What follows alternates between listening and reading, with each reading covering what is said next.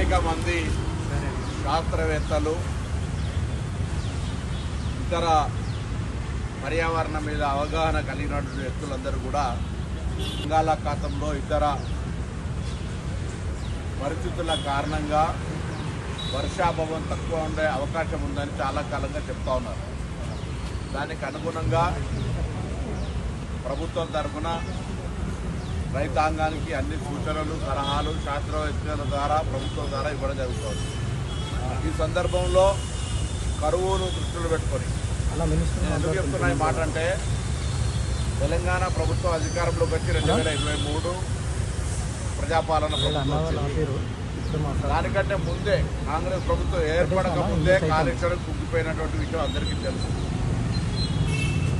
కాళేశ్వరం కుంగిపోయిన తర్వాత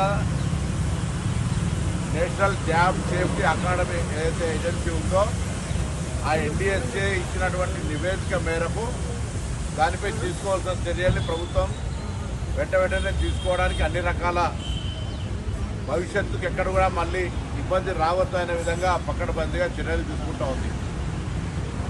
గత 2 సంవత్సరాలు మాట్లాడినటువంటి టీఆర్ఎస్ పార్టీ ఈరోజు, ఎందుకంటే గత 2 సీజన్లో కూడా మేము గేట్లు ముయ్యలేదు, లేదా నీళ్ళు ఎత్తిపోయలేదు.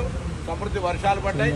సమృద్ధి వర్షాలతోటి పంటలు దిగుబడి కూడా అధికంగా వచ్చింది. కాబట్టి ఆ అంశాన్ని లేవనెత్తడానికి అవకాశం లేదు. కాబట్టి అప్పుడు మౌనంగా ఉన్నటువంటి వ్యక్తులు ఇలా కరువును దృష్టిలో పెట్టుకొని ప్రజలను రెచ్చగొట్టడం ద్వారా లేదా ప్రాణహిత ద్వారా వస్తున్న నీళ్లను పోతున్నటువంటి దృశ్యాన్ని ఏదో పెద్ద తాము సాధించిందిగా భావించేటువంటి ప్రయత్నం చేస్తూ ఇవాళ మేడిగడ్డ దగ్గర కన్నెపల్లి పప్పులకు సంబంధించిన విషయంలో చేస్తా ఉన్నారు.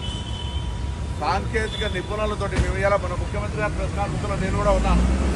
సాంకేతికంగా నేషనల్ డ్యామ్ సేఫ్టీకి సంబంధించినటువంటి అధికారులు, అది కూడా పార్లమెంటు చట్టం ద్వారా అయినటువంటి అంశం మీద మేము తెలంగాణ ప్రభుత్వం వాటికి సంబంధించిన వెంటనే చర్యలు తీసుకోవడానికి ఏమి ఇబ్బంది లేదని చెప్తా ఉన్నారు.